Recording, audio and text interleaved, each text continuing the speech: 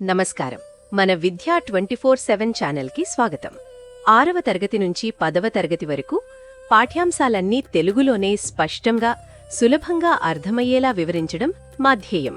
School పరీక్షలైనా, final assessments అయినా, SSC board పరీక్షలైనా మీ విజయాలకి కావాల్సిన పూర్తి మార్గదర్శకత ఇక్కడే లభిస్తుంది. ఇక ఈరోజు పాఠంలోకి వెళ్ళిపోదాం. అందరికీ నమస్కారం. ఎప్పుడైనా గమనించారా, మన చుట్టూ ఉన్న ప్రపంచం ప్రతిరోజు ఎలా మారిపోతోందో? పొద్దున్నేమో భలే ఎండగా ఉంటుంది, కాని సాయంత్రం అయ్యేసరికి ఉన్నట్టుండి వర్షం పడుతోంది. అసలు ఇదెలా జరుగుతోంది?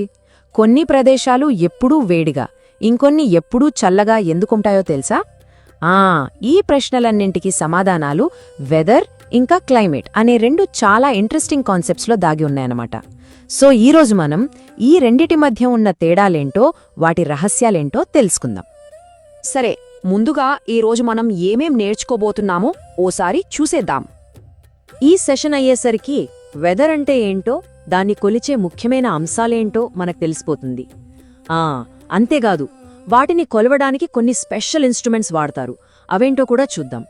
ఇక చాలామంది కన్ఫ్యూజ్ అయ్యే విషయం, వెదర్కి క్లైమేట్కి మధ్య తేడా ఏంటి, దాన్ని క్లియర్గా అర్థం చేసుకుంటాం. ఫైనల్గా ఈ క్లైమేట్ అనేది మనం వేసుకునే బట్టల దగ్గర నుండి మనముండే ఇళ్ల వరకు మన జీవితాన్ని ఎలా ప్రభావితం చేస్తుందో కూడా తెలుసుకుంటాం.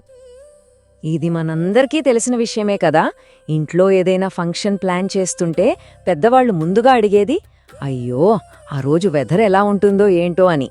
ఇక్కడ చూడండి, రమ్య వాళ్ళమ్మగారు ఆకాశం వైపు చూసి మబ్బుగా ఉందని గొడుగు తీసుకుని వెళ్ళండి, వాన పడేలా ఉంది అని చెప్తున్నారు. అంటే మన రోజువారీ పనుల్లో, చిన్న చిన్న ప్లాన్స్లో కూడా ఈ వెదర్ అనేది ఎంత ముఖ్యమైన పాత్ర పోషిస్తుందో కదా. అయితే సైన్స్ ప్రకారం వెదర్ అంటే ఏంటి? చాలా సింపుల్ అండి. ఒక ప్రదేశంలో ఒక స్పెసిఫిక్మైన టైంలో వాతావరణం ఎలా ఉంది అని చెప్పడమే వెదర్. అంటే ఈరోజు బయట ఎండగా ఉందా, లేక వర్షం పడుతోందా, గాలి వీస్తోందా, ఇలా ఈ క్షణానికి సంబంధించినవన్నీ వెదర్ కిందకే వస్తాయి. గుర్తుంచుకోండి, ఇది చాలా షార్ట్ టర్మ్, కొన్ని గంటలు లేదా మహా అయితే కొన్ని రోజులు మాత్రమే. ఒకసారి ఈ టేబుల్ చూడండి. ఇది హైదరాబాద్కి సంబంధించిన 3 రోజుల వెదర్ రిపోర్ట్. మొదటి రోజు చూస్తే ఆకాశం క్లియర్గా ఉంది, కానీ రెండో రోజుకే లైట్గా వర్షం పడింది. టెంపరేచర్, హ్యూమిడిటీ, గాలి అన్నీ రోజురోజుకి ఎలా మారిపోయాయో చూడండి. సోమవారం ఎండగా ఉంటే మంగళవారం వర్షం పడొచ్చు. దీన్ని బట్టే మనకర్థం కావాలి వెదర్ అనేది ఎంత డైనమిక్గా ఉంటుందో. కొన్నిసార్లు గంటల వ్యవధిలోనే మారిపోతుంది. వెదర్ని సరిగ్గా అర్థం చేసుకోవాలంటే దానిలో కొన్ని ముఖ్యమైన భాగాలున్నాయి. వీటిని ఎలిమెంట్స్ ఆఫ్ వెదర్ అంటాం. సింపుల్గా చెప్పాలంటే ఇవి ఒక వంటకానికి కావాల్సిన ఇంగ్రీడియంట్స్ లాంటివన్నమాట. ఈ ఎలిమెంట్స్ని చదివే సైంటిస్ట్లనే మీటెరాలజిస్ట్స్ అని అంటాం. వాళ్ళు temperature, humidity, rainfall, wind speed ఇలాంటివన్నీ ప్రతిరోజు కొలుస్తూ ఉంటారు. సరే, మరి ఈ ఎలిమెంట్స్ని కొలవడానికి మీటెరాలజిస్ట్స్ కొన్ని స్పెషల్ టూల్స్ వాడతారన్నాం కదా, ఇంతకీ అవేంటో చూద్దామా? మొదటిది టెంపరేచర్, అంటే గాలి ఎంత వేడిగా లేదా ఎంత చల్లగా ఉంది అనేది. దీన్ని కొలవడానికి థర్మోమీటర్ వాడతాం. ఇది మనకు తెలిసిందే. అయితే మీటెరాలజిస్ట్స్కి ఒక రోజులో టెంపరేచర్ ఎంత పెరిగింది, ఎంత తగ్గింది అనేవి చాలా ముఖ్యం. అందుకోసం వాళ్ళు మ్యాక్సిమం మినిమం థర్మోమీటర్ అంటే ఎంఎంటీ అనే ఒక స్పెషల్ టూల్ వాడతారు. ఇది ఆ రోజులో హైయెస్ట్ టెంపరేచర్ని, లోయెస్ట్ టెంపరేచర్ని రికార్డ్ చేస్తుంది. సాధారణంగా మనం టెంపరేచర్ని సెల్సియస్ లేదా ఫారెన్హైట్ స్కేల్స్లో కొలుస్తాం. వర్షం పడినప్పుడు ఎంత వర్షం పడింది అని ఎలా చెప్తారు? మనం అంటుంటాం గదా, ఫలానా చోట భారీ వర్షమట, ఇక్కడేమో జస్ట్ చినుకులు పడ్డాయి అని. ఆ తేడాను కరెక్ట్గా కొలవడానికే రెయిన్ గేజ్ అనే ఇన్స్ట్రుమెంట్ వాడతారు. దీనికి ఉడిమీటర్ అని ఇంకో పేరు కూడా ఉంది. ఇదొక ప్లేస్లో పడిన వర్షాన్ని సెంటీమీటర్స్లో గానీ మిల్లీమీటర్స్లో గానీ ఖచ్చితంగా కొలుస్తుందన్నమాట. మంచి విషయం ఏంటంటే మనం కూడా ఇంట్లోనే ఒక సింపుల్ రెయిన్ గేజ్ తయారు చేసుకోవచ్చు. చాలా ఈజీ. ఇక్కడ చూపించినట్టు ఒక ప్లాస్టిక్ బాటిల్ తీసుకొని పై భాగాన్ని కట్ చేయండి. ఆ కట్ చేసిన భాగాన్ని తిప్పి ఫన్నల్లాగా బాటిల్ లోపల పెట్టాలి. ఇప్పుడు బయట ఒక స్కేల్ అంటించి వర్షం డైరెక్ట్గా పడే చోట, అంటే టెర్రస్ మీదో బాల్కనీలోనో పెట్టేయాలి. వర్షం ఆగిపోయాక బాటిల్లో ఎంత నీళ్లున్నాయో కొలిస్తే అదే ఆ రోజు రెయిన్ఫాల్. భలే సరదాగా ఉంటుంది కదూ ఈ సైన్స్ ఎక్స్పెరిమెంట్.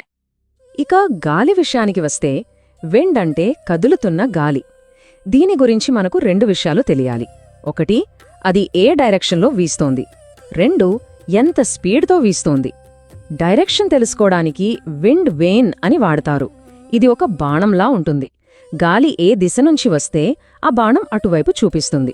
ఉదాహరణకి తూర్పు నుంచి గాలి వస్తుంటే బాణం తూర్పువైపు తిరుగుతుంది. ఇక గాలి స్పీడ్ని కొలవడానికి ఎనీమోమీటర్ అనే పరికరాన్ని వాడతారు.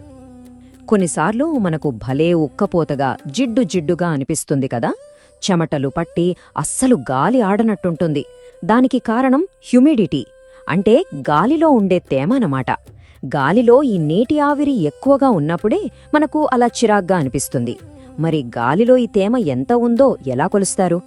దానికోసం హైగ్రోమీటర్ అనే ఇన్స్ట్రుమెంట్ని వాడతారు. ఓకే, ఇప్పటిదాకా మనం రోజువారీ మార్పుల గురించి అంటే వెదర్ గురించి మాట్లాడుకున్నాం. కానీ సంవత్సరాల తరబడి ఒకేలాంటి వాతావరణం ఉంటే దాన్నేమంటాం? ఇప్పుడు మనం కొంచెం జూమ్అవుట్ చేసి ఒక పెద్ద పిక్చర్ చూద్దాం. ఇక్కడే మనకు క్లైమేట్ అనే కాన్సెప్ట్ వస్తుంది. క్లైమేట్ అనేది ఒక రోజులో చూసే సినిమా కాదు, అది ఒక పెద్ద వెబ్ సిరీస్ లాంటిది. అంటే ఒక ప్రదేశంలో 30 ఏళ్లు లేదా అంతకంటే ఎక్కువ కాలం పాటు ఉన్న యావరేజ్ వెదర్ ప్యాటర్న్నే క్లైమేట్ అంటాం. సింపుల్గా చెప్పాలంటే రాజస్థాన్ అనగానే మనకు ఎడారి, వేడి గుర్తుకొస్తుంది. కాశ్మీర్ అనగానే చలి, మంచు గుర్తుకొస్తాయి. ఎందుకలా? ఎందుకంటే అది ఆ ప్రాంతాల క్లైమేట్. ఇది ఒక ప్లేస్ యొక్క చాలా లాంగ్ టర్మ్ వాతావరణ కథ అన్నమాట. సో ఈ రెండిటి మధ్య ఉన్న అతిపెద్ద తేడా ఏంటంటే టైం. వెదర్ అనేది షార్ట్ టర్మ్, అంటే ఈ రోజు రేపు ఎలా ఉంటుంది అని చెప్పేది. అదే క్లైమేట్ అయితే లాంగ్ టర్మ్, అంటే దశాబ్దాల పాటు ఉండేది. దీన్ని గుర్తుపెట్టుకోవడానికి ఒక మంచి కొటేషన్ ఉంది.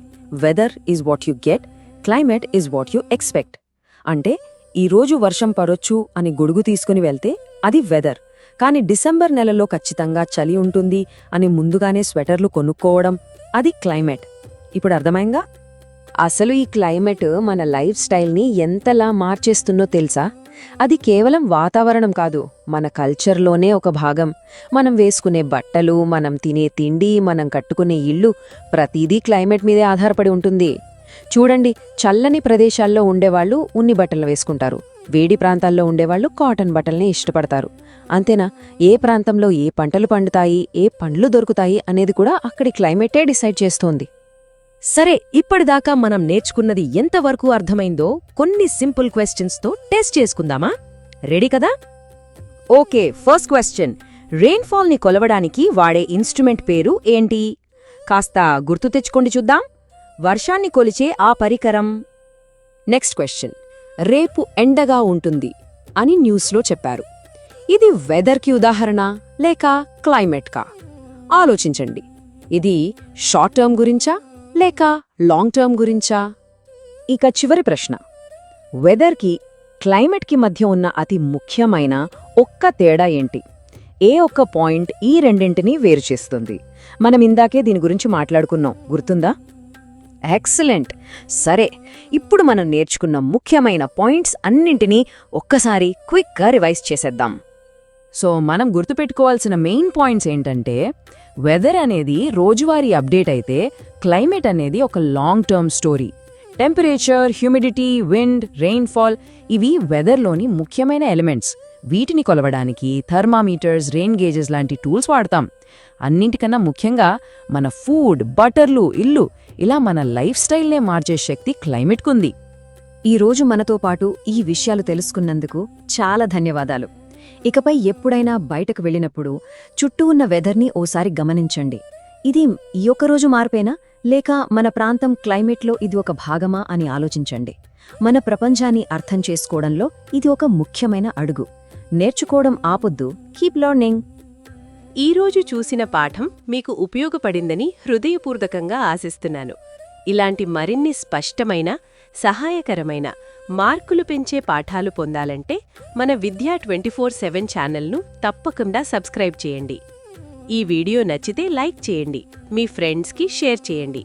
మీ సందేహాలు, సూచనలు, తదుపరి నేర్చుకోవాలనుకున్న విషయాలు కింద కామెంట్స్లో రాయండి. మీ స్పందన మాకెంతో ముఖ్యం. మీ ఒక్క లైక్, ఒక్క షేర్, ఒక్క కామెంట్ కూడా ఈ చదువు వెలుగును మరింత మంది విద్యార్థులకు చేరుస్తుంది. మాతో ఉండండి. మీ నేర్చుకునే ప్రయాణాన్ని ప్రతిరోజు మరింత బలంగా, మరింత స్పష్టంగా, మరింత ప్రభావవంతంగా మార్చుకుందాం. ధన్యవాదాలు.